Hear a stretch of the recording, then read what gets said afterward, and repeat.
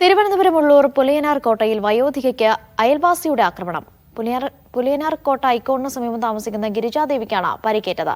വൈകിട്ടോടെയായിരുന്നു സംഭവം. സഫാൻ വിവരങ്ങൾ നൽകാനായി ചേരുന്നു. സഫാൻ, എന്താണ് ഉണ്ടായത്?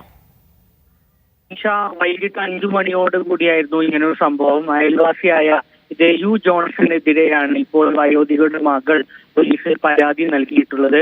ആക്രമണത്തിൽ പരിക്കേറ്റ പുലയനാർ കോട്ട ഐക്കോണിന് സമീപം താമസിക്കുന്ന ഗിരിജാദേവി 72 വയസ്സാണ് ഇവർക്കുള്ളത്. ഇവർക്ക് സംസാരശേഷിയും കേൾവി ശക്തിയും ഇല്ല.